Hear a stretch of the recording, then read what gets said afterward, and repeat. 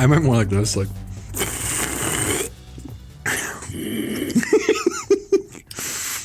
I almost spat beer all over your couch when you did that the first time. Right before we hit record, I told Nick, let's just do some loud sips into the mic to start this episode. And then he just goes, that was like my a golem. I don't know how I did that. I tried, genuinely. Damn, we're on that Coors Banquet in the bottle because we're fucking bougie. It's pretty good. It is good. I got rotavirus like a week and a half ago. And I couldn't eat anything for 4 days straight, Nick. I was just laying in my bed watching YouTube. I'm watching porcelain documentaries about comedians, and I'm like, Joe Rogan's really losing it. Oh my God, what an embarrassment. I can't like keep any food in my stomach. I'm just shitting pure liquid for days. And then, my stomach is still kind of fucked up. So I haven't been able to really eat anything. I haven't been able to have any alcohol. I probably still shouldn't be, because apparently my gut biome has like no good bacteria in it. And this virus probably kills more. So this is poison. So I have this is the least tolerance I've come here with before. And I don't even have, I have a good natural tolerance. This isn't the best argument, but I have a pretty decent natural tolerance. The first time I drank, it took me like 6 beers to get like drunk, Yeah. But wow, it's really affecting me. I gotta say, I really hope I'm semi-coherent. We are sipping tiny light beers. Well, hypothesis, Caleb. Maybe these movies are giving you AIDS. Maybe they really did. Yeah. 2025, like I said earlier, the year of ass rape. Like how in China, it's like the year of the fox, the year of the like hamster. Oh, the year of the ass rape. This is the year of the ass rape. I'm gonna make my own Chinese calendar. 2025, we got a couple of films. We got Drive-Away Dolls, starring The Substance. Margaret Qualley? Yeah, Margaret Qualley. Yeah. Andie MacDowell's really hot daughter. She is. Amazing actress, too. Mm-hmm. She was in Drive-Away Dolls, the first of two Ethan Coen, the kind of angrier looking, quieter of the Coen brothers. You can tell Joel is definitely like the cool guy, and Ethan is like the angry, resentful nerd. And this angry, resentful nerd married a lesbian. Weird. It's weird. Like, she's just an out. She's an out lesbian. This isn't a thing that she's like bisexual. She is on a promo tour just embarrassing Ethan. She's like, yeah, he's the only man I ever would have sex with, and that's only because he's so much someone I can just like bully because he's like a gay Jew and I'm, a bull. It's very strange. It's very weird. It's very strange. And they make films now. They made Drive-Away Dolls, which I wanted to see. I love, by the way, the Coen brothers. They're top 5 filmmakers for me. In terms of, if you're counting up filmmakers who've made the highest number of movies I've seen that I love, Coen brothers are in the top 5. They're probably like 4 or 5. I fucking love a lot of the Coen brothers work. Even the stuff that's not very good. We were talking actually last night about some Coen brothers films. Even their stuff that's not that good, I still like have a good time with it. But they divorced in 2018. They made The Ballad of Buster Scruggs, and then they didn't do anything together since, still haven't. And Joel went off and made a Macbeth movie starring Denzel Washington. Very strange. Well, I saw that and I was like, this looks like shit. I thought it was good. It's just, there's nothing really to it. It's just a gothic, stylistic staging of Shakespeare's Hamlet. Yeah, and Caleb, don't... Hamlet? Oh my God. Shakespeare's Macbeth. What were you going to say? Caleb, do not call it Beth like you were earlier. I've never done that. By the way, I've only had one slip in my life where I just inserted, and it was on this podcast on episode 7. What did you say accidentally? Nitpick. I said something else accidentally. Like, it's one of the craziest moments of this podcast in our history of recording so far, where I said it and then both of our eyes got so, whoa, like just natural moment where it came out. Anyway, so Ethan's making like slop or whatever. What were you saying? How did that come up? Sorry. Joel makes slop. Macbeth. He made Macbeth. Oh my God. That's what we're saying. My headphones almost fell off. And Ethan and his wife, they co-wrote these 2 films, both starring Margaret Qualley. One got middling reviews, which was Drive Away Dolls. One got negative reviews, which is Honey Don't. I was going to watch both, but then Drive Away Dolls left streaming like the day I sat down to watch. So I only got to watch Drive Away Dolls. So I made some tea. I remember very well. I made some lemon ginger tea. I'm snug on my sofa and I'm saying, oh boy, here comes a new Coen brother movie. It's supposed to not be very good, but it might be very funny at least. I hit play. So this movie starts with like this No Country for Old Men low angle shot of a woman walking down a hill, and you can hear that there's like a car engine dying. So clearly an accident's happened. This woman's walking down looking very cool. She walks down to one of the dead bodies. It's a very Coen Brothers scene, flipped over car. Someone's, hands are dangling, dripping blood. She examines the body. It's a very No Country kind of shooting style too, very like terse style. And I was like, oh wow, the Coen Brothers, oh, they're back. Kino's back. She finds this ring on this finger. She pulls off the ring and she like puts it in her pocket. And then it cuts to the next scene. The next scene is this nomad ass land shot of her completely nude, tits out, facing the camera, drone shot, very jarring, spinning with her in the water. And she's just like soaking somewhere. And then she's on a motorcycle driving. We don't see this woman again for like an hour and a half. This is a tertiary character who I have no idea what the scene is supposed to be. We then cut to, so Nick, so do you know anyone who's in this movie besides Margaret and Chris Evans? Isn't Kristen Stewart in this? No.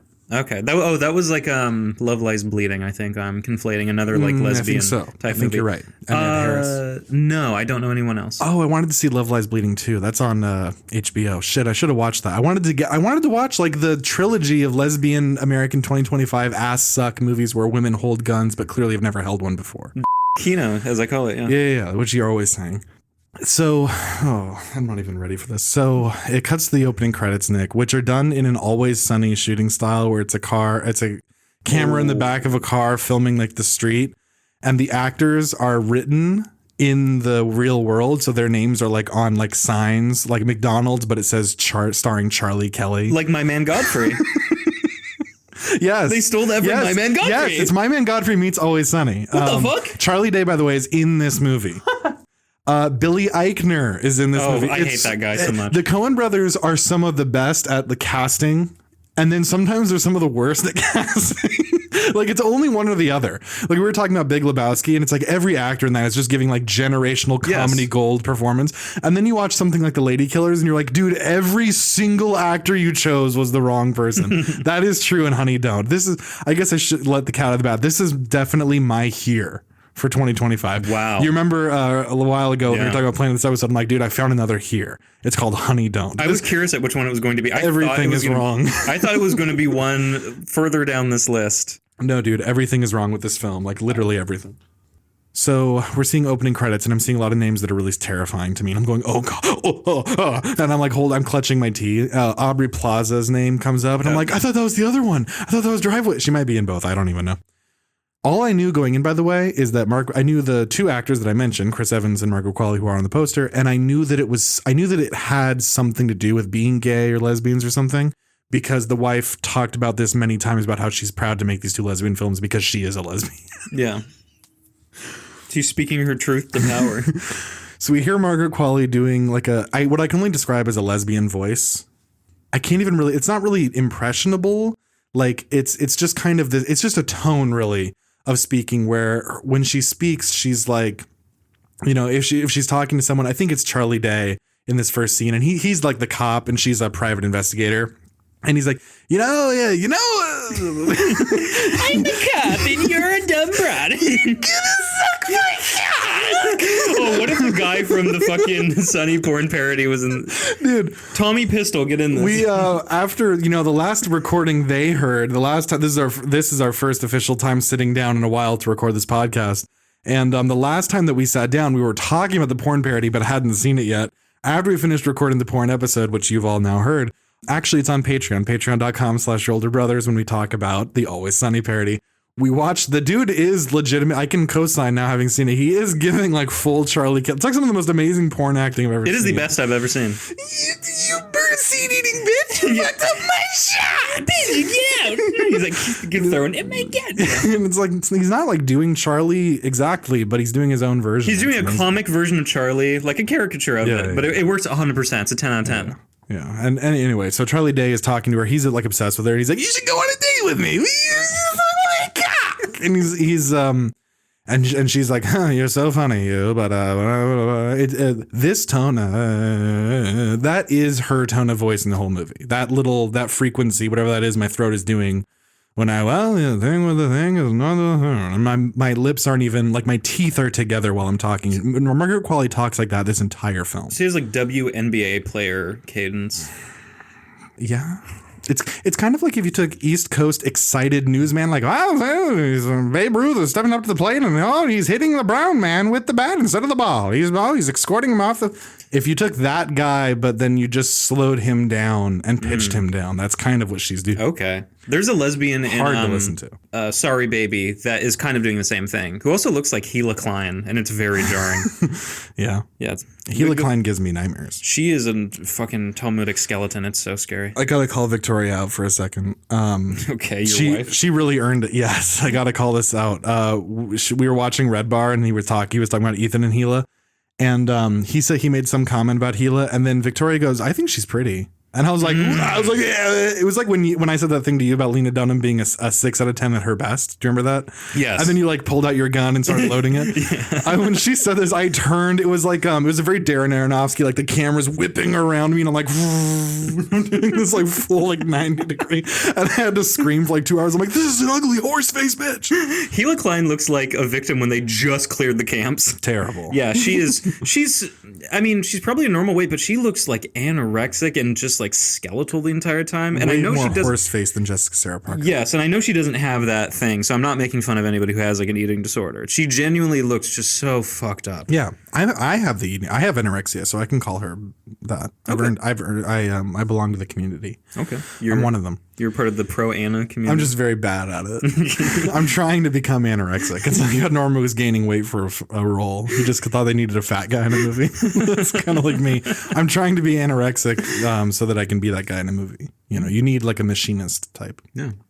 Anyway, so Charlie Kirk is talking about this murder, and he's like, we found the body. We found. And Margaret Qualley just arrives on this crime scene and is like, so what do you know about him? And then she looks at the body, and I think she recognizes, or I don't even remember. The plot is very simple. It's just been so long since I've seen this that I will not be able to really recount it, so I'm not even going to try. But it's kind of a basic, someone's dead, and who could have needed her dead because she might have known something. That's insinuated for some reason. And the second scene is she goes back to her private practice. Billy on the street is there, and he's like very anal about cleaning everything. And then she goes like, the chair is clean. I, have them clean the furniture regularly. And then he looks up and he goes, it's COVID. And he does it in his Billy face. And side note, we know someone who knows Billy. Do you know about this? No, I don't. We went to film school with this guy who worked on his show, Billy on the Street, and he met him. He said he was a huge dickhead. It makes that tracks. He said he was like one of the biggest assholes. He just treated the crew like trash. So sorry, Guy Fieri, Billy on the Street, we're on to you. We know people who know you, and they say bad things. So it's over for you. But he's doing his Billy Eichner thing where he's, it's Brett Gelman. It's the saying weird things with enthusiasm, but I'm mean. And he has some fucking scene. He thinks he's being cheated on by his boyfriend. And I'm like, oh my God, is everyone in this movie going to be gay? No, not everyone in this movie is gay, Nick. Now, there are multiple gay relationships in the movie, but there are straight people. And the straight people are Christians who are actually sex-having non-Christians, because the Christians are a bunch of liars and they don't believe in what they believe in. And it's this really like subversive thing that you didn't see coming, where the Christians are the bad people actually, and the secular lesbians who like use anal beads and like stick knives in their pussies, literally, in this movie. What? Not with the knives, but anal beads and dildos are used in this movie casually. But the straight heterosexual Christians are actually the villains. Did you see that coming, Nick? Never in a million years would I thought that somebody would make a movie where the gay people are cool and the Christians are the bad guys. And also, I'm pitching a Netflix Western where the bad guy is like really macho, but he's secretly gay. Whoa. What do you think? Caleb, I think you may have a future in Hollywood. It's not like Greg Araki has been making like gay movies for the past like 30 years where this happens. Nick, they have to be for them to be considered good. Actual people like John Waters and who's the man? Who's the guy? Who's that? He's equal to us. Not just, regardless of his personal life, he's human. Okay. Who's that gay guy that makes gay cinema? Jim Jarmusch. Is he gay? I think so. Maybe he just looks like the soup can guy, so I just equate them. The guy who did like Night on Earth? No, soup can. Oh, the guy who looks like Andy Warhol. Yeah, Jim Jarmusch has like an Andy Warhol vibe, so maybe I just think he's gay for that reason. I bet he's gay. Here's the thing: there's gay filmmakers, allegedly, and they're not celebrated. But now we have Ethan's making gay, and it's bad. Ethan's making gay. I can't even talk. The first gay movie ever. Congratulations, Ethan. You made it gay. Her name is Honey, by the way. That's why it's called Honey Don't. That's why Honey Don't want. And she says something. Oh, she visits her sister, and her nephew walks up and says, "Honey, can we get married?" And she's like, "No, because you're still a kid, and I'm not into your kind." And so we get it. You're fucking a lesbian. So is she doing like a Catherine Hepburn, like, and I like pussy, and I don't like that?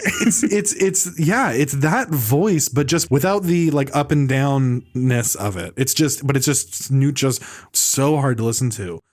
And I thought that would be a better title. Honey, Can We Get Married? It'd be traditional.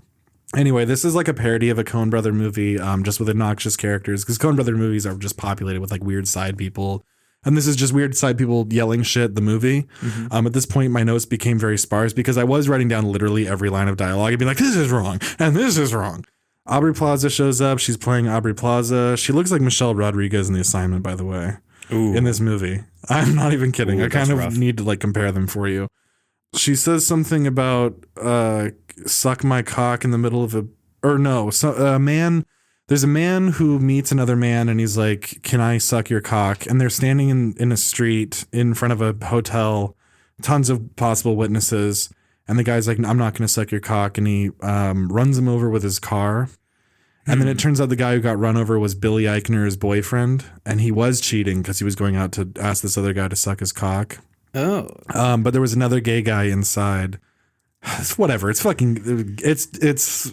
Dude, all these gay. It's No Country But Gay. All these gay movies need to stop having all their characters be so sexually promiscuous. Like, I mean, going back to Greg Araki, it's like Mysterious Skin has gay characters in it, and then some of them are promiscuous, some are not. And I've seen like most of his movies too, and not everybody is just an actual like prostitute. Yeah. It needs to stop. It's with these kinds of, with the people who are really vocal about making the gay thing, so that we can, so that you can make stories where they're not suffering. Like, we don't have to only make movies about black people where they're slaves. We don't have to always make movies about gay people where they can't be out and whatever. When you ever have the people who are really vocal about that kind of thing, they just want to make shit like this. Mm-hmm. They don't want to make like a story that has some kind of soul. Or in this case, what this is trying to be like a thriller comedy that's like hilarious, but also genuinely exciting. Like, you just end up with nothing. All of the humor is just missing, and it's just like perverted. It's like, this isn't pleasant to view, but it's not funny like Burn After Reading or Big Lebowski, where it's like, this is unpleasant, but also hilarious. Like, it doesn't, it's just, anyway. So there's some gay stuff. It cuts to Chris Evans. He's doing his church and he's giving a sermon and he's like, we need to be like macaroni, which is Christ-like. And the Christian's like, oh, because it's just a really obvious joke. It's a thing where he's just he's clearly just pulling something out of his ass, just this analogy that he makes. And what's a weird analogy? Well, okay, how about it's about macaroni? It's ha funny weird. And this never got changed out of the first draft. So he's giving a speech about macaroni, but all the congregation are just eating it up. And it's like, get it? The Christians are stupid mouth breathers. And they will just obey anything that the man on the pulpit says, basically. Everybody who disagrees with me is a dumbass. Yes. Yeah. That is what Ethan Kline's wife says when she pegs Ethan. Ethan Kline, the man who made this film. Anyway, the dude who ran over the gay dude who was trying to get him to suck his cock, he goes to Chris Evans. So you realize, at this point I'm going, Chris Evans, he's secretly gay. No, actually, no, he's straight because he's evil, and only the straights are evil in this film for the most part. And the Aussie who tried to have the guy try to get him to suck his dick, who was supposed to be at a meetup to, I guess, sell drugs. I don't know what they're doing, but Chris Evans has some like illicit operation. Mm-hmm.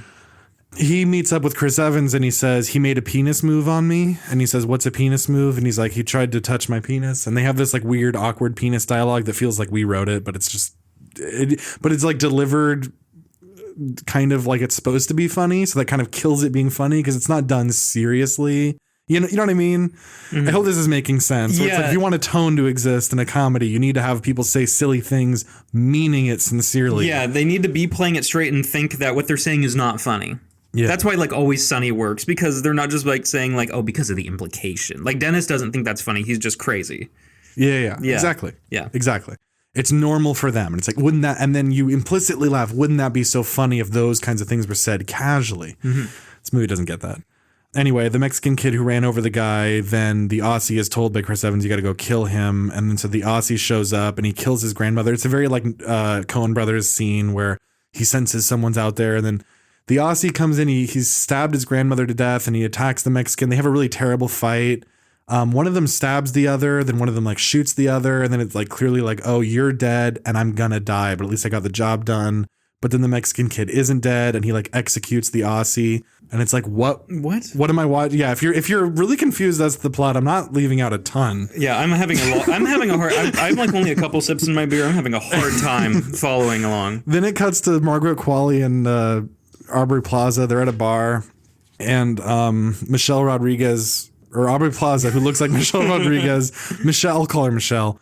She's there's like, it's a seduction scene, and she starts fingering her at this bar, and it's like very populated. I've seen this, and it goes on for a really long time, where she's just fingering her in front of everybody. And then she makes Margaret Qualley come, and then she removes her fingers from her pussy and then sticks them in her mouth and starts sucking on them. Yes, this all happens. Then it cuts to them having lesbian sex. Then there's a Wolf of Wall Street overhead shot where you see their nipples while they're laying in bed, which was cool. Nice. And then it cuts to her washing anal beads and dildos in her sink. And at this point, I stopped writing things down because I was in a fugue. I was just like, she's doing the dishes, but she's just watching the double-ended dildo, the beads, the vibrators. That is yes, do lesbians do this? We're like, I'm doing a load of toys. Yeah, that's the implication. Anyway. Then the plot starts to sort of come to a head. It's been building up. It starts to kind of come to the head of a penis. There's an old man in like a Dairy Queen, and Honey's niece. Her sister has like a million kids all over in the trailer. Honey's niece works there, and there's this old man who's acting creepy. And then she's walking to the bus, and then he's there, and he's like, I love you. And then you discover he's her grandfather who didn't do a good job raising Honey or the sister. So they're like, estranged. And he's trying to get back in their life, but you think that he's like a killer, but he's not. He's just a grandpa. But then this subplot only is introduced. You're thinking, oh, this is where the grandpa knows Chris Evans, or I don't know. No, this is all introduced so that she has a scene where she's like, you didn't raise me good. Men can't be fathers. We should have an all women run society, see? Oh my God. And he's like, I was a bad father. And I was watching, I was like, where is this going? Like, is this ever? It was like, my head was spinning like when I saw Here. I was like, what the fuck is this supposed to be? Caleb, I am exhausted. And my energy has drained so much. I can see your eyes starting to close as well as mine. This is hurting me, and I have not even seen it. What if I told you there's this graphic sex scene in a sacristy? What? The Ethans. Half of this Coen family needs to get told. Let me save this. Half of this family needs to get told that, dude, like, I wouldn't be surprised if like Christian nationalists go after them. They just haven't seen this movie. Yeah. But the amount of disrespect this movie has for Christianity is insane. I mean, it's kind of crazy that Jesus doesn't like come back and participate in a gangbang in this movie. It's kind of crazy that Jesus doesn't like come back and he's like, actually, I was gay. So you're saying if you're a diehard Christian, you would not like this movie? No. I'm getting the feeling. I would recommend anyone who loves J-Dog to give this one a skip. There's not a whole lot else worth mentioning plot-wise. We're at like halfway through the story, by the way. Fuck off. But at this point, it just becomes wrapping up these separate plot threads to eventually get to the main plot problem, which is that this girl is missing the niece that was hit on by the grandpa. I forgot all about that. And Honey's trying to find her, so she's hunting down leads, and she talks to Chris Evans. She interviews other people. He tries to hit on her, and he's like, I need to help you open up. His whole thing is that he's just like fucking women from his congregation, but he's telling them that they're earning like extra good hotel space in heaven if they fucking go. Oh, so it's like tithing.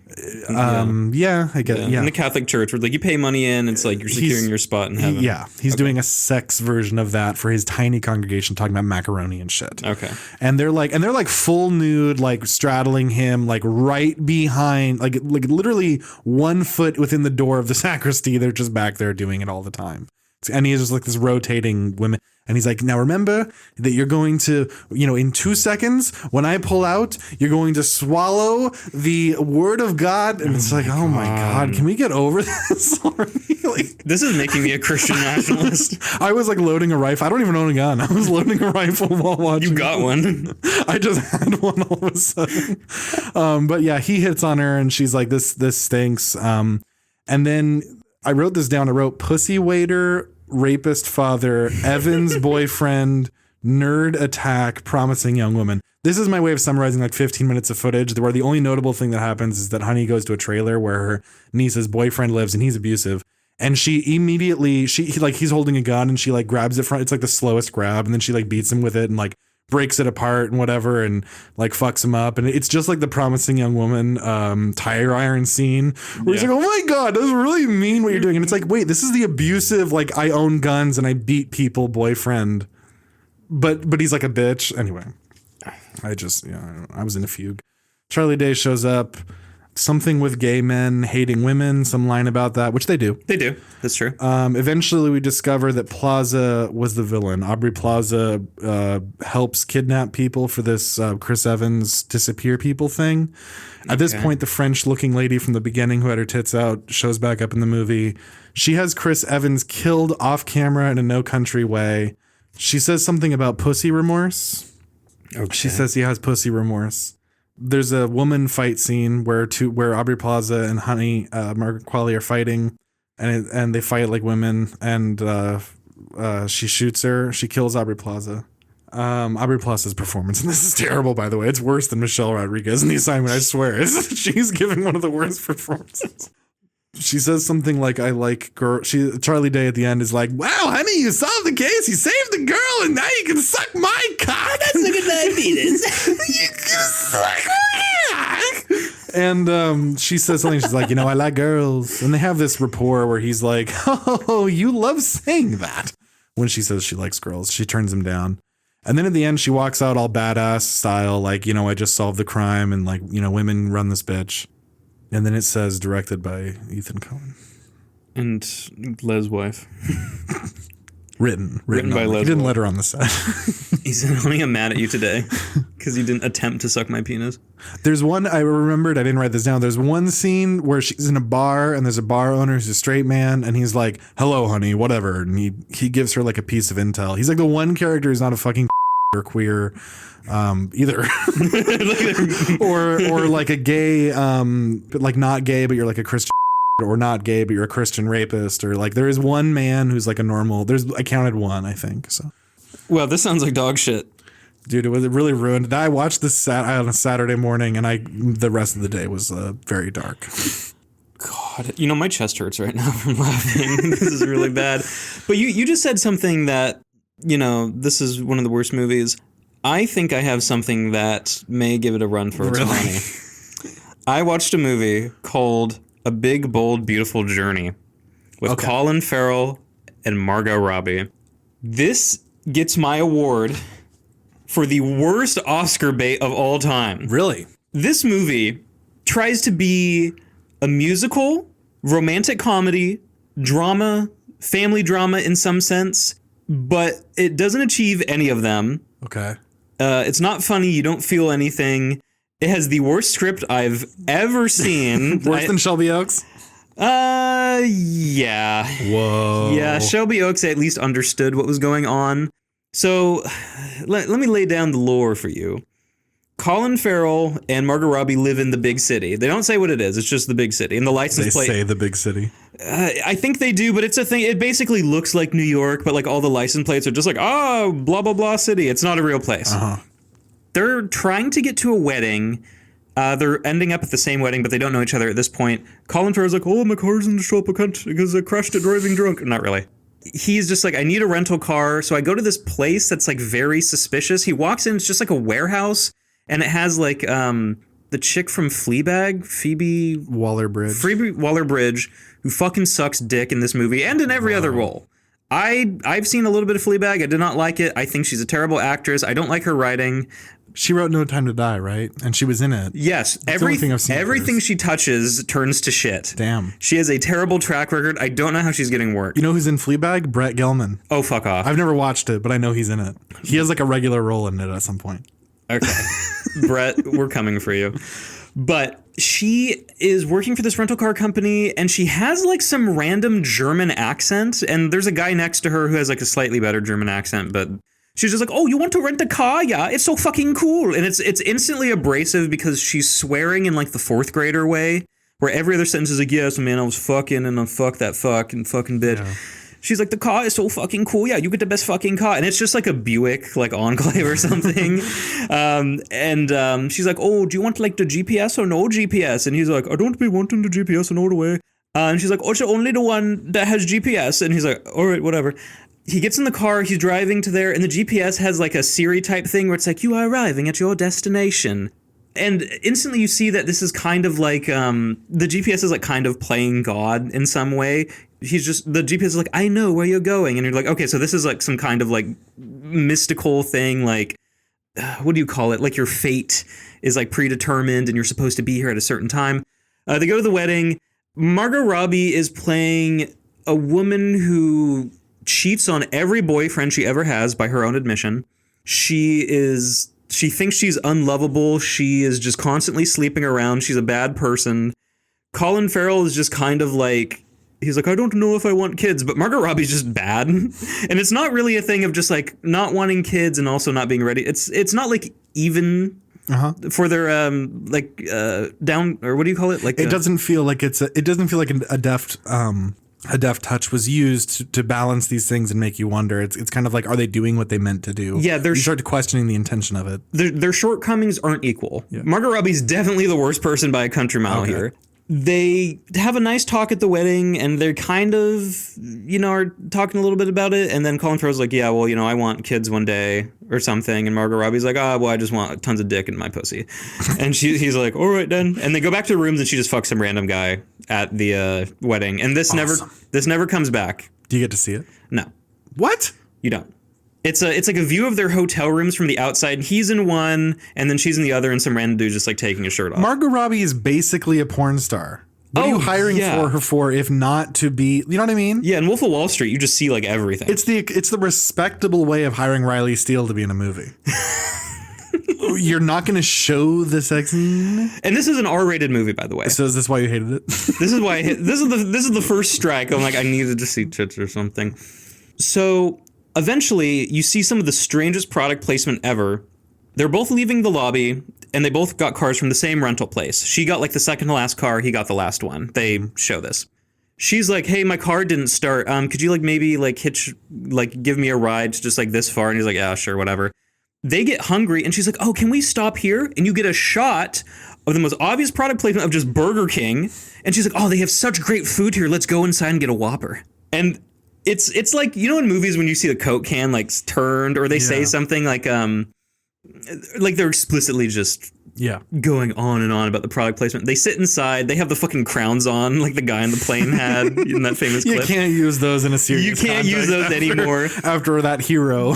Yeah, and she's like, how's your Whopper? And he goes, it's delicious. It's the best burger I've ever had. Oh, my God. They have another talk, and then eventually they decide to go their separate ways again. They hit off a little more. His GPS in the car is just like, you are at your current destination. He's like, no, I want to go back to my house.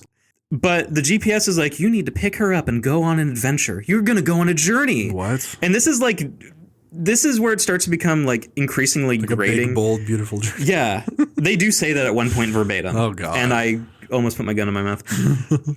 So the GPS is just like, all right, pick her up. You're going to go drive to this random spot out in the countryside. And they're like, whatever. By the way, they're driving in between these for like 3 or 4 hours. It's like 200, 300 miles in between. This isn't a thing of like drive 10 miles, you go to a pasture and something. It's movie time, though. It's movie time in America that doesn't exist. These people don't have jobs. They eventually arrive like outside a pasture. and they see just a random door in the field. And I forget where this exactly takes place because this keeps happening. They keep driving somewhere to find a door. The first door they find is, I think, to Colin Farrell's old high school, because he was born in Ireland to an Irish dad, American mom, and then the family like moved here, and he went to an American high school. And they say that as a point, but it doesn't really come up later. It's just so he didn't have to do an accent, like in Miami Vice or anything. Okay. Yeah. He goes there and he goes, "This is the door to my high school. What is it doing here?" And Margot Robbie's like, "Are you really going to go inside?" He goes, "I have to." They go inside and it's like a portal to another world. It's like a children's book. Wait, what? He walks in. There's magic? There's magic. Yes, there's a magic GPS, Caleb. Okay, I'm fucked. This is like Harold and the Purple Crayon. This is like every kid's movie ever, but for adults. This is baby slop for adults. Yeah. They go into the door. He realizes that this is like his, I think, junior or senior year of high school. And he's like putting on a play at this time. And I forget what he's doing. I think he might be doing like, oh no, he's doing Glengarry Glen Ross for some reason. Okay. There's a David Mamet reference in here. Okay. He goes in and he appears as an adult. And this is where it starts to get a little weird. So he's like current age Colin Farrell. He's like, what, 45, 50? Yeah.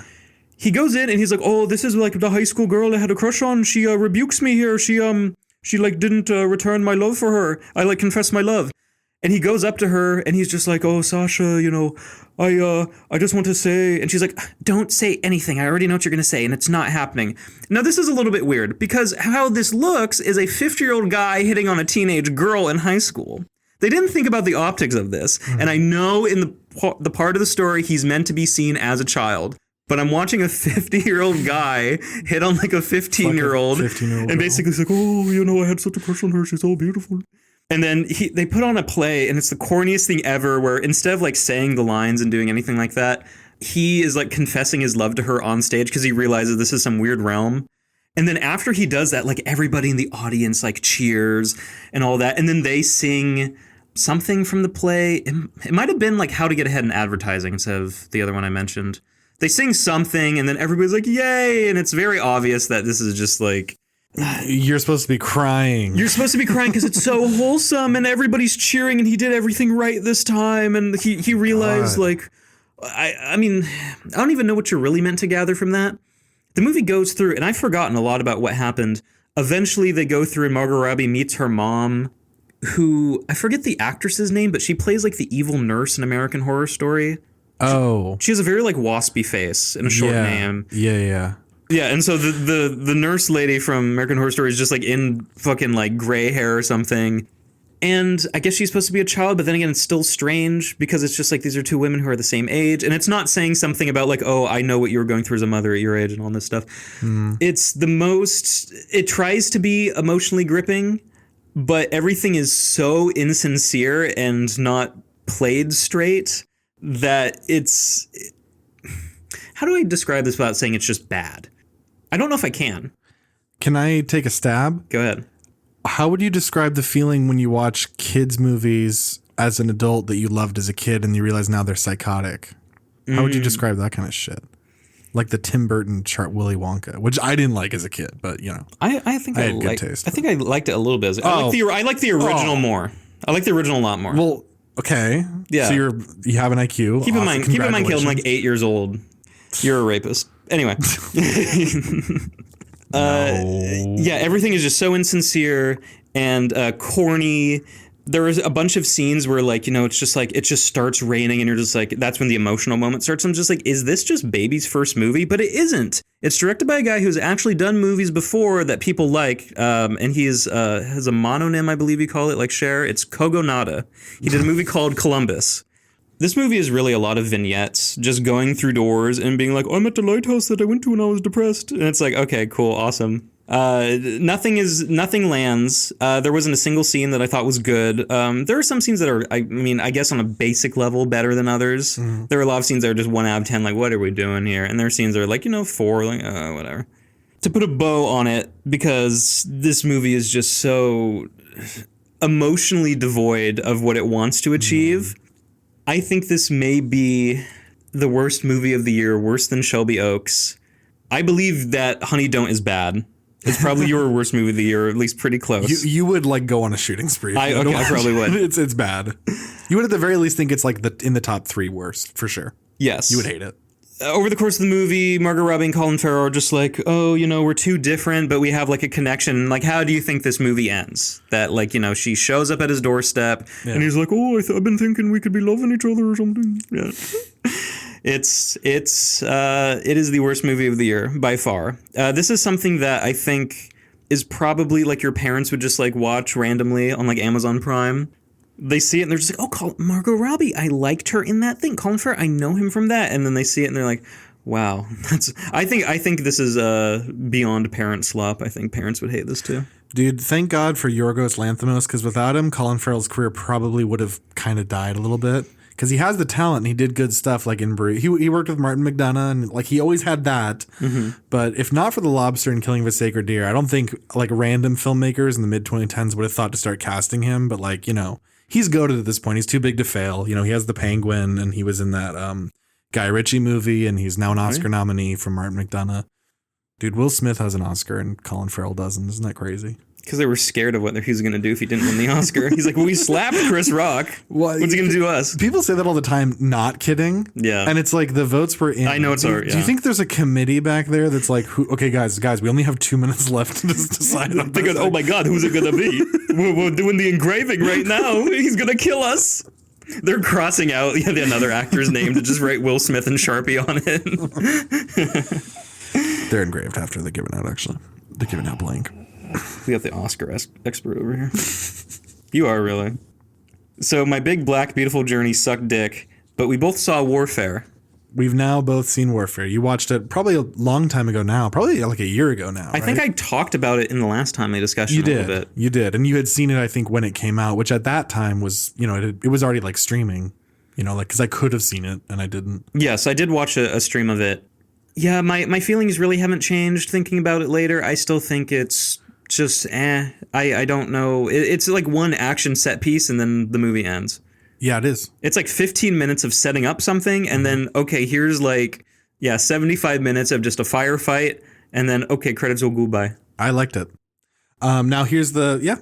Whoa. Be surprised. Okay. I liked a thing Alex Garland had his name on for the first time since 2015. Wow. Yeah. Okay, explain yourself. Now, I don't think it's great. I don't think it's flawless. And I think the last third hurts it. You know the thing about Silence of the Lambs, how they had to edit it to make people want to come out of it feeling good, They they were like, we need to cut this out. And William Goldman's like, just move this one scene, like cut out this kind of needless scene near the end. This will shorten up the pacing in this spot. And then this will make it feel. This movie, the last third is the weakest and it soured it for me. But I think that the first half hour, which as you described in our previous timely on the Patreon, so if you haven't heard it yet, go back there to listen to the full thoughts on it from Nick. I remember a decent thing that you took it umbrage with is that the first 30 minutes are the hurry up and wait and kind of nothing happened and not really suspense building.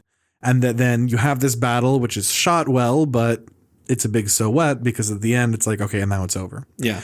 And so I knew that going in that was your kind of breakdown of it. And structurally, that's exactly what it is. You got 30 minutes of hurrying up and wait, 30 minutes of fighting, and then 30 minutes of kind of just not fighting, but just sort of like going away. Preparing to exfil. Yeah. Yeah.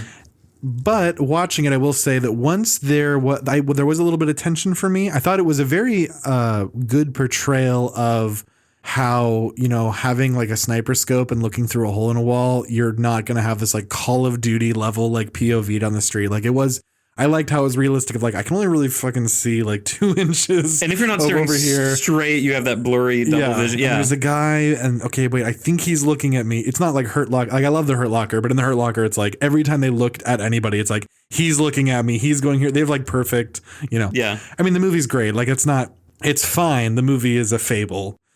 Basically Warfare, it's giving you the real thing. And I think it gives you the real thing in a way that actually did create some stress for me where I was like, oh, okay, this is a little tense. And then the moment where the combat breaks out was not how I expected with the grenade coming through the wall. And then it was, but then it's not like a Michael Bay movie where everyone's storming in. It's like, well, people are shooting at us. We think they're from this direction. We're going to leave. They're figuring out who's going to throw the smoke grenade. And the two, IDF soldier looking guys are like, with We Are the Expendable Ones. I thought that was all really well done. And I was like, I think I like Warfare.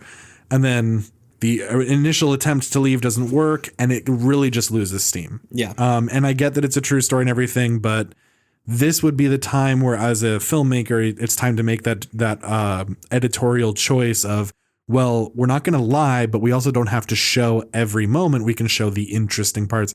And the movie just becomes a bunch of it becomes kind of a cliche, like the Black Hawk Down, even though I love Black Hawk Down thing of something blew up, so our ears are ringing, I fall on the ground, close shot of my head, getting up, ears ringing. It's like, we've seen this so many times. Like, couldn't you show it? By the way, even if that's the most not unique, but obviously, but the most true way of showing what that must be like to actually get blown up, even if that's the most accurate, can you show something else? Could you think of one new way? It's not even hard. Mm-hmm. Shoot it in just a weird, shoot it in like a shaky cam Ridley Scott, like modern Ridley Scott kind of way, instead of stealing off Black Hawk. Just do anything, it would be better because it'd be different and it's not expected. But it just becomes like filmmaking cliches of war films. It goes through the motions. Like, what the yeah, and then it's over, and it's like, why did you make this?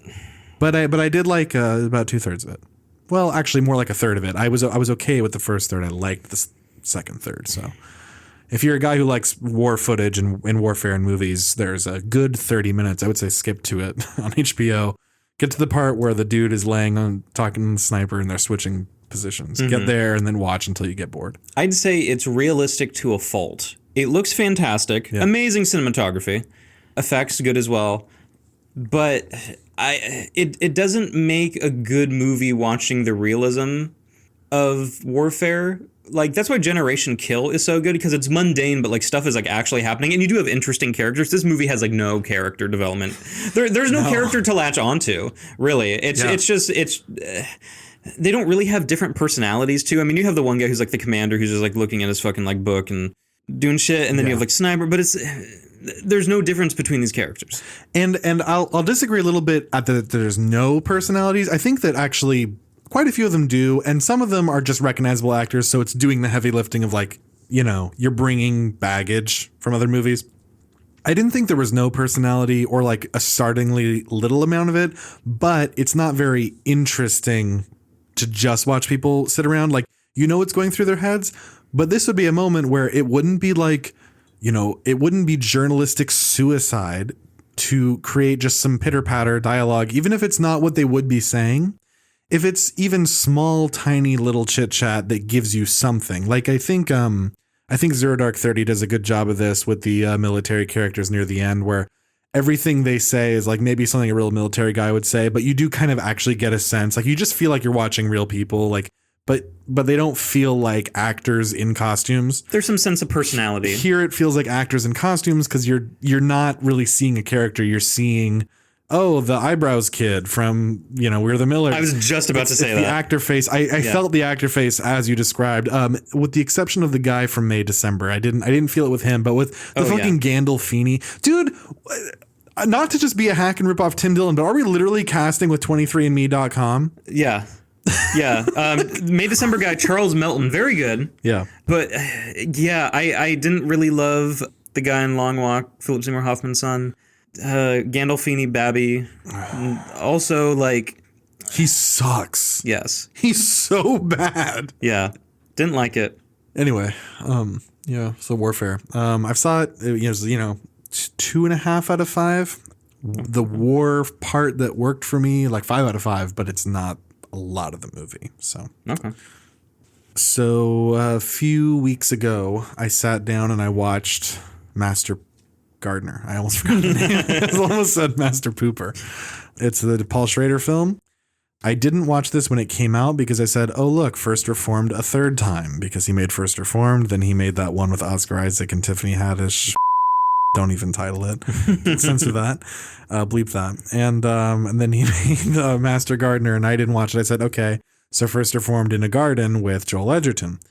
Better than I thought it would be. I don't even know why I clicked on it. I was just like, hey, what if it is good? It's not great. On balance, for Paul Schrader, for 2000s Paul Schrader, for past, Y2K Paul Schrader, it's like absolutely tip top. Wow. But that's not saying a lot. So it's like second place behind First Reformed. Probably. Oh damn. He did make a movie about the actor from Hogan's Heroes called Autofocus, which I love and I want you to see. Okay. But he hasn't made very many good movies this century. But Master Gardener, it's okay. Nick, I want you to guess what the first shot of this movie is. I want you to use your brain, and I want you to think it's a Paul Schrader film. It's First Reformed in a garden. Nick, when this fades up, what is the first shot, and what are you hearing? Wow, okay. Is he like kneeled over in a garden, like digging with like a trowel or something, shirtless? That's a good guess. I want you to think even more Schrader and even more basic. How does this movie start? God. Is it sexual? No. You're thinking 2010s Schrader. This is too vague for me. I really don't know. It starts with voiceover with a man writing in a journal with some Scorsese overhead shots that are in every fucking movie he makes. God damn you, Paul Schrader, with this and First Reformed a Card Counter and writing Taxi Driver and the fucking scenes where people are writing in journals in fucking the one with David Spade where he does coke with Willem Dafoe, Light Sleeper, and with The Walker. Stop making these fucking journal movies. It starts with shots of him at night, Nick, looking like First Reformed, writing in a journal, and he's like, I will keep this journal for 1 year of my gardening. I'm like, are you doing this again? You're doing it again? You're making First Reformed too? Why are you doing this? It was successful, Caleb. He has to do it 3 more times. He talks about soil and he talks about mixed blood and okay. Yeah. What are those words? What's 2 words I just said if you put them together blood and soil. Yeah, it's really weird. Interesting. What did Paul mean by this? He loves playing with soil. And I was like, within 2 minutes, I'm like, this guy's a Nazi. Like within 2 seconds, I'm like, this is a Nazi terrorist. It's very obvious. The assignment. So I wrote down the assignment, all caps, tell Nick, the assignment. So Nick, there's a connection to the assignment. Fuck. This movie starts with Joel Edgerton writing in a journal, and he's like, I'm a fucking gardener, isn't it? I'm the best fucking gardener in the world. I'm the best motherfucking gardener we got. He's doing Julian hands, talking to himself in the mirror. You'll never see another gardener like me if you live to be 6,000. I forgot about that from Gotti. You'll never see another man like me if you live to be 1,000 years old. That was 2 weeks ago, that episode. They heard it 2 weeks ago. Good. Okay. Topical. Gotti, great film. So this movie, he's on this garden. He lives in like a little house on a property that he's tending this enormous garden. And he goes to the porch of the big house and he sits on the chair and a woman is there. And it's all shot in a Paul Schrader. He loves shooting things in this stupid style, this austere style that doesn't work where he frames his shots badly. But it's this wide shot, and I'm like, I can recognize that voice. It's Sigourney Weaver, looking like her character from The Assignment. Oh my god! And she's delivering assignment-ass monologues about like nature and blood and soil, and she talks about her niece having tit cancer, and she says, "My mixed blood grandniece is coming here." And then this Chase Infinity looking Nissan Altima girl from One Boner, the daughter, this kind of girl who looks just like her shows up at the property and she's like, Joel Edgerton, you are my master gardener. You will train her in the ways of the garden. And then I will see if I will accept her in my pure family. And you're like, okay, so she's the Nazi. He's her henchman. What's going on here? Yes. He meets this girl. He teaches her about blood and soil. And then there's some voiceover about seeds. He has a nightmare that he's in like a Nazi like militia in the woods. Okay. Clearly his past. He says this thing is like seeds last 850 to 12,000 years. It's like a Reich or something.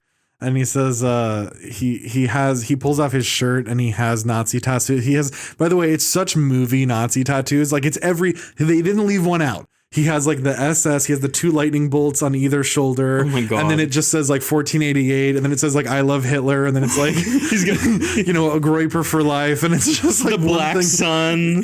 Yes, the skulls, the SS skull, the Totenkopf, everything.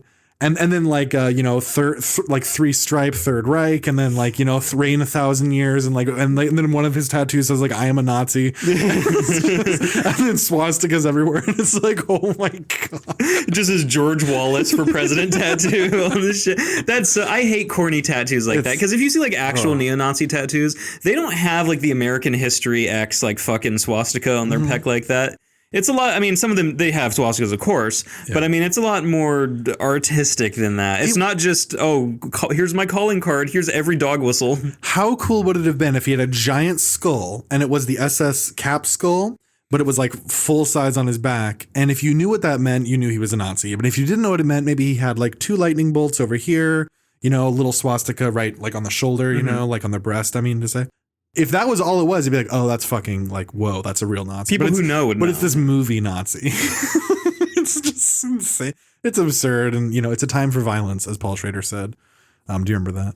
When did he say that? During Trump's first presidency, he said it was a time for violence. Or like something. he can even get out of his bed. Yeah, it's like, Paul, why are you're political, Paul? You should not open your mouth. Paul, you breathe like a pug, dude. You're not going anywhere. You were such a gooner nerd, and you've made some of the worst movies of all time.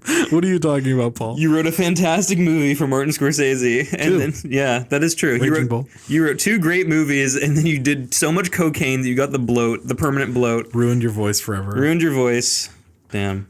Anyway, Sigourney Weaver is channeling her own character from Assignment and also Jessica Lange from Marlowe. She's basically playing Jessica Lange from Marlowe. It's just she's in a disease movie. Is she dropping her accent just like Jessica Lange? No, she's consistent. It's just you're watching it and you're like, oh, it's like the tattoos. It's like this is such a movie thing. And it feels low budget. The movie is not a disease movie. I actually think it's fairly good on balance, but she is in a disease movie in her own mind. It's her acting is just she takes him to bed. She takes him upstairs. So he's like her concubine sometimes. She keeps him on the property. He's the gardener, but he also gardens her twat. He tills her field. Yeah. Mm-hmm. Joel Edgerton, I want to give him props. Good performance. It's not particularly deep, but he's good in the movie, and he has an American voice that's because he's Australian. Yeah, he has an American accent that isn't the thing that they all do, where they become Dr. House. He is speaking like an actual, like me. It's me, your master gardener. He kind of talks like Mike from Breaking Bad a little bit. He's good. It's fun watching him be first reformed, but like, come on already, Paul Schrader. Anyway, she takes him to bed and fucks him. She likes his Nazi tattoos. He says something, when he's having his flashback to the Nazi camp, the guy's like, this is on my ass. You should kill him. And he's like, yes, I will, because I am a Nazi. You learn that in his past, he belonged to this gang, like biker gang or something. No, he was a neo-Nazi and he was killing people. And then he turned state's witness and informed. Now he's in hiding. Oh, witness protection. And he's cleansed. He's not radicalized anymore, but he still has the tattoos and he's, it's like his penance. Like this is like his prison. He has to work with black people in his prison. But the problem with this movie, it's an old man writing about the modern world and modern problems in a way that it doesn't feel very fresh. The movie has exceedingly little to say, and it's kind of a pointless exercise. There are some movies that you're not going to get anything out of it, but it has such a good performance, or it has such an amazing score, and it moves fast enough that but it's just worth, like a bad Sergio Leone movie. This movie is just kind of like nothing. It's just, it's fine for what it is, but ultimately very pointless. I don't know why Paul Schrader made it. It doesn't go anywhere you don't expect. If you've seen Paul Schrader movies, if you've seen movies, especially if you've seen Paul Schrader movies, you literally will not be surprised by one scene in this, and every scene will go, okay, that's the scene from this, that's the scene from that. He did the, he really is the first Tarantino in that way, but he steals from himself. Tarantino really steals from other good or bad things. I got to say, there is a moment at the end where Sigourney Weaver holds a Luger, and it looks so ridiculous. Oh my God. She's holding this movie prop, water pistol Luger. And she says, sit down or I will shoot you with the Luger. It's like, oh my God. Who says that? Just limp wristedly holding it too. I also love when Hollywood actors who definitely don't shoot guns. So Tom Cruise knows how to hold a gun, broadly. Because he's pointed them at his ex-wife. Yeah, but then you have somebody like Sigourney Weaver who definitely is she the only one she had to hold was maybe the rifle in Aliens, and that's just so fucking clunky and not realistic. That's whatever, who cares? Yeah. But her holding it like an old lady pulls a little 22 out of her purse, get away from me, Tyrone. That's how she's holding it. She's doing a very get away from me, Tyrone look. That is just goofy. And I watched it. And then when it was over, I was like, time to do my laundry. Time to do your laundry like an American History X. I already forgot. I mean, it's barely a movie you even can forget plot-wise, but I already forgot the whole thing. It's just, I really can't recommend it. I would say go on YouTube and watch Google Master Gardener scene, and then click on scenes with Joel Edgerton. He's actually in every scene. And then just watch those scenes and fast forward his dialogue, and you might be like, "Whoa, he's a good actor." And he is. When we talk about train dreams around Oscar time, yeah. You'll have things to say. I'll have things to say. He was great in that. I wouldn't say he's underrated because he definitely gets enough recognition, but yeah, I feel like he's not talked about a lot. I agree. He's not considered in the same tier as what his talent level is. He gets he roles. Always delivers. He does. He gets roles, decent roles in big movies. He always delivers. Yeah. But yeah, I don't really hear him a lot in the conversation. Maybe, hopefully, Train Dreams changes that when they get to it. Maybe. He's also getting up there, and it's like, how long is it going to... he's going to be past the age of where he can play a lot of cool roles by the time people realize how capable... I mean, he's had a great career, and he still has a great career. He's not...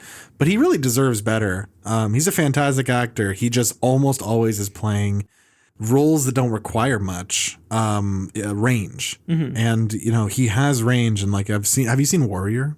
No, but I know what that movie is. He's really good in that. He's in a movie called Animal Kingdom, directed by David Michôd, who he works with, and they write movies together sometimes. And he made that movie The Gift. He's good in that. And The Gift, yeah. He's talented. He's just not his career. He's kind of having the problem Colin Farrell probably would have been having right now, if not for those few auteurs who saw his gift.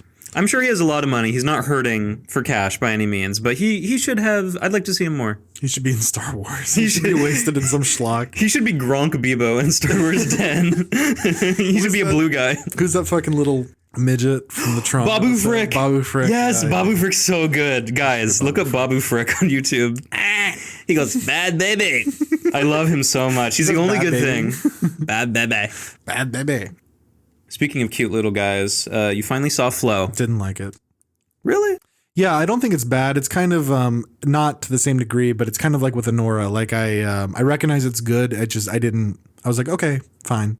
It didn't stir much up in me, which I'm surprised because I love cats and I like animated movies when they're good, and this is a good one. And I found it a little kind of boring. I just found it really repetitive and there are new things that are happening, but if you've seen it, you know exactly what I mean when I say that it's just the same scene over and over again for 90% of it. It is. Yeah, I get what you're saying, and it's not a 5-star movie for me. I did like it a lot. It's like a 7 out of 10 at least. There is no dialogue whatsoever in the movie, which is one thing that kind of hurts the pacing, because for a lot of people, they need something to hold on to, maybe some kind of narrative. And there is a narrative, each animal has in... personality or an arc, especially the stork. And they are constantly moving ahead on the journey, so there always is some forward progress, at least, once you hit the second act. The first one is kind of setting up the world. I wanted to go deeper into the world. I wanted a little more lore besides, the planet just floods and humans lived here once. Yeah. I think it's Earth, but also it's such a weird society where it has modern architecture and then the Hanging Gardens of Babylon. Yeah. And I was like, okay. And then I'm not a big fan of the ending, especially at the top of... Is it the mountain they go to or a building? Well, are you talking about where the magical scene happens? The magical scene, yes. The magical scene is they've ascended to this point where they're at this... it's kind of like the big computer from Hitchhiker's Guide to the Galaxy. There's this big stone head leaning on a thing, kind of Mayan temple. I don't even know how to describe it. And they go there, and Flo is following this fucking bird. It looks like D. Sweet D. She looks like Sweet D, this bird. And he follows the bird, and the bird fly and disappear, and then the water go down. Water go down, and then it fine. I guess. Water down and it kind of fine, though. Water down kind of fine, though. Der whales. Dog kind of in peril, but dog gonna be fine. And Flo run away like cute kitty at the end. And it's what's the fucking point of this? By the way, wouldn't this have been a much better movie if you keep the first act the same, but then once the water rises to the point where they're clearly at a new elevation and they got to go find the other parts of the world that were already high enough for this to be normal land.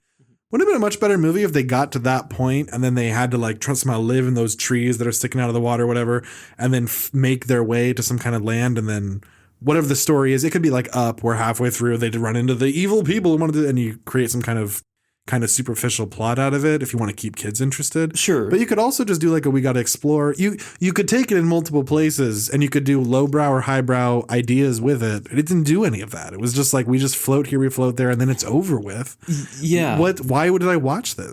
When I was near the end, I just started skipping through it. I was like, do you care? And Victoria was like, no, because she wasn't interested either. There isn't really a reason for the plot to go where it does, because like I said, there's no dialogue. There isn't anything of like like all the animals at one point are on a boat, just like Noah's Ark, and they somehow like communicate that they want to go in a certain direction, and then the weird like bird rapture happens, and you're like, okay, like I don't know if this is meant, Latvia. Yeah, I mean, props to Latvia for winning their first Oscar for this movie. That's cool. Yeah. First and last. It was for that year. I think it deserved of the animated features. I haven't seen any of the other ones, so I don't know. But I would imagine if I watched, I imagine I'd find at least one I liked more. I just didn't vibe with it. That's possible. From the ones that I had seen and remember, I can't remember off the top of my head, but Flow was definitely the best. Yeah, I have some problems with it, but overall I didn't hate it. I think it did take some wild artistic swings, and I guess I respect that more. So you finally watched The Brutalist. I did. I loved the first half of it, and then the second half goes in some very odd directions, especially a certain scene with Guy Pearce. Yes, in some weird catacombs, and then the ending, knowing that we're both raging anti-Semites. I was laughing so hard. Yeah, there's a lot to break down here. The first thing I got to say is this. Now, this doesn't let me play multiple notes. I was trying to hum. Ba-na-na-na. Oh, yeah. What did you think of the score? Did it stand out to you? It did stand out. Awesome, right? It is cool. I love the scene where they get to Ellis Island for the first time, yes, and they see the Statue of Liberty, and they're like, hugging each other and like celebrating, and the camera just like does a 180, and you see the Statue of Liberty upside down. Like, I've never seen that before, and that's awesome. cool. And awesome I understand the metaphorical meaning of that. I can't believe this lost Best Director at the Oscars. Now, What I won? don't think that Anora. Oh, fuck off. The first timely discussion. Fuck off. So this movie won 3 Academy Awards. Best Actor, Adrian Brody, deserved. Yeah. Goated performance. Best Score, deserved. Goated score. Best Cinematography, deserved. Goated cinematography. It deserved all 3. It also, in those nominees, or at least over Anora, way better pick for Best Picture. Way better pick for Best Director. Are you fucking kidding me? Way better pick for Best Editing. Yeah. The awards that Anora won, Best Original Screenplay. Way better screenplay with The Brutalist. Now, it has problems. I agree. It's not perfect, but goddamn, it has so many good and unique things in it. I love that opening. You're hearing this letter, and he's on this boat or whatever, and I stayed away from all Brutalist marketing before I finally watched it. And when I watched it, it was like, fuck yeah, this is awesome. And I drove so long to see this movie when I finally could. That shot of the Empire State, god damn it, I'm so Empire State. Statue of Liberty, thank you. Fuck. That shot of the Statue of Liberty, so genius. Yeah, where you see these people, they're looking at something you don't know what, then the camera just turns and you see the Statue of Liberty upside down from their POV, and it's like, oh wow, this is a real director. It's like the shot of the year, I think, if I had to think about it. Awesome. Yeah. And I think the first half is better than the second half. It just, you feel like you're going somewhere. It's, people have compared this a lot to There Will Be Blood, and I understand the parallel in terms of, you're watching a sweeping epic that's not a feel good movie that's going to be realistic, but also kind of operatic. Pierce Brosnan, what's that guy's name? Guy Pearce. His character feels straight out of a modern Paul Thomas Anderson movie, yes, like a very Phantom Thread kind of. He's playing an old oil man kind of guy, just like There Will Be Blood. But he's playing like this generational wealth kind of guy who's having a present done. A gift for him is that his family member is rebuilding his library, and they've hired this brutalist architect, yes, played by Adrian Brody, a refugee from World War II. From Hungary. He's a Hungarian Jew. Holocaust survivor, I think. Not in the camps, but I think there's some mention that like the family's basically dead except for him, his wife, and his niece, right? Yeah, he's his family definitely got like murdered or at least thrown in some camp, and he is like escaping by the skin of his teeth. Yeah. Yeah. And he's arriving to America before the 2 family members. his wife being one of them, and he's having a tough time of it in America. There's some great scenes. I love when he's getting acquainted in America and he goes to the brothel like immediately with the friend. It felt like such a Paul Thomas Anderson, like The Master kind of thing. And I love The Master.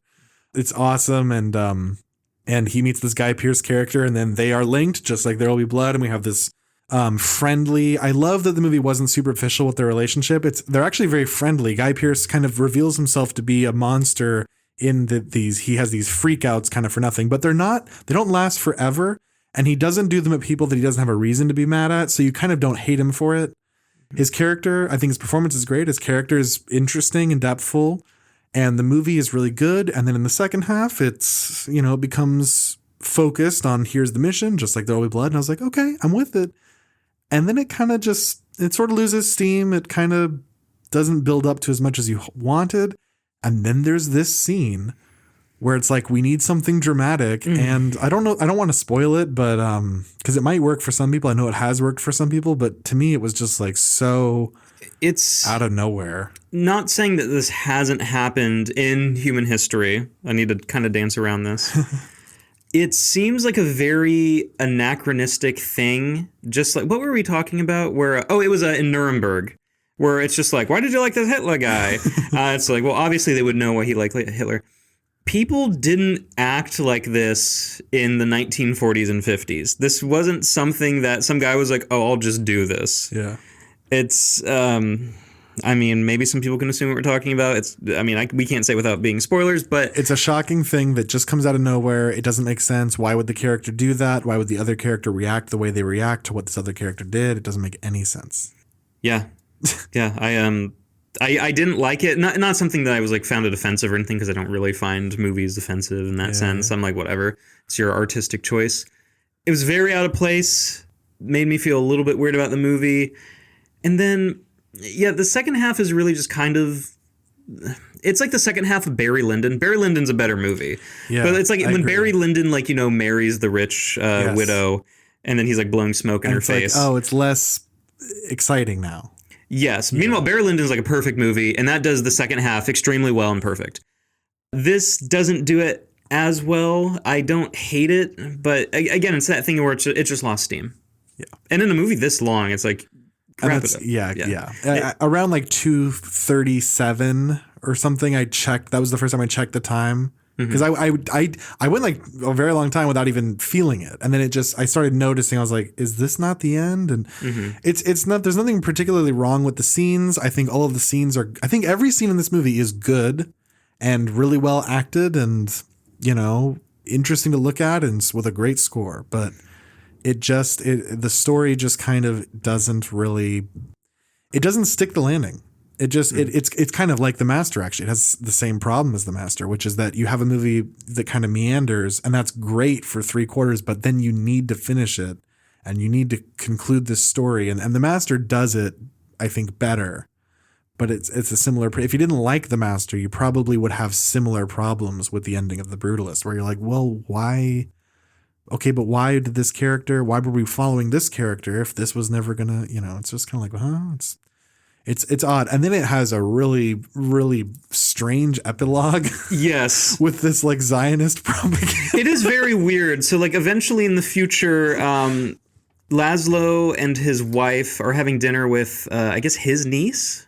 Yes. I think. And they're in an apartment in New York. And the niece is just like, we've been thinking we're going to go to the Holy Land. They're bringing, they got some developments there. And then Laszlo's like, I'm not going to like Israel or something. Like, he wants to stay here. And I forget the reason why. I think maybe I think his reason is he's just built his... He's like, I came to America. Yeah. He's been working... The movie takes place over like 20, 30 years. And he's like, I'm older. Yes. And I've been... All of my old structures... Well, actually, no, he's happy that they did survive. They're not destroyed. But he's like, my new work is here. This is my legacy is America. Yes. Yeah, I built myself here. I don't want to start over in Israel, even if it's like the promised Holy Land. Yeah. Because like even at the time, a lot of like Jews around the end of World War II some of them are just like, I don't really want to go to Israel. It's like, I made my home in like Poland or Hungary or like parts of Russia. I mean, there's an entire oblast in Russia called the Jewish Autonomous Oblast. They have newspapers in fucking Hebrew there. Wow. So a lot of them stayed and were just like, maybe I stay, maybe. So that was realistic in the sense of, a lot of people are just like, well, I'm already here in America. I fled. I like America. It was a great message. It was like, this story of this man who built against adversity, the American dream. Yeah. Yeah. And then it's like, no. And then, eventually at the end, it skips forward a lot. Like a little 80s? year by year. And it's just kind of like, this is like everything Laszlo. What's his name? Laszlo Toth? Maybe. I think I don't remember. Everything he did, and eventually he's just in a wheelchair, and he's like, everybody's talking. It's like, here's the great Jewish architect Laszlo, and it's like, oh, there he is, and it's like movie ends. I'm like, oh, okay. I feel like there could have been a lot.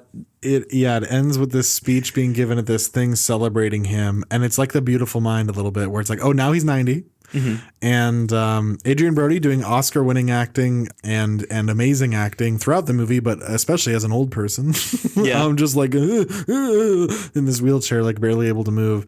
And the woman says, the last line of the movie, she says something about whatever.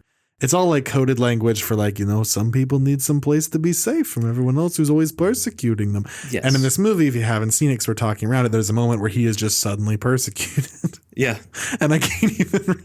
And it's also done, by the way, isn't the other character saying something like, you Jew? Yes. And it's like, okay. It's like. Anyway, so the last line is like, it's not the destination, but it really is the journey. For 1,000 years back to the promise. I mean, I'm adding that last part, but it's like, okay. It was very weird that the last line was just free the hostages. What did they mean by that? And isn't Brady Corbet from Mysterious Skin, isn't he married to a Zionist Israeli? I don't know. Isn't she? Oh, isn't it like something Fastfold? She's doing the Testament of Anne Lee. Something. I don't know if she's a Zionist, but I know she's also in the business. She worked on The Brood List too, I think. They wrote it together. Yeah, okay. And I got a feeling like that last scene must have been written by her. Because I was just watching it and I was like, this is... Maybe, I'm not sure, but the ending is just, it's very frustrating, second half. Yeah. Where the first half is like insane, like 9 out of 10 minimum. Yeah. Like, whoa, this is fucking cinema. Cinema's back. This is filmmaking after a year of fucking dog shit. Yes. I'm finally watching something that's good, and then it's just like, I don't know, maybe Israel for like 30 minutes at the end. It's like, okay. It's like 2, but I like that you remember it as 30. It felt like an hour. I think from when it cuts to the boat in like Venice or whatever, I think from when that cut happens to the end of the movie, it's like 180 seconds max. Maybe. My chest hurts again. Fuck, am I getting a heart attack? I think men have different heart attack symptoms. It's like right... It's just grabbing your... It's nipple. Right here. It's right here to like the right side of my right tit. He's twisting his nipple and reaching under his ass at the same time. Yeah. It's really weird. It's like right here. I probably need to stretch more. I need to get up and drink more beer, I think. Let's do that. All right.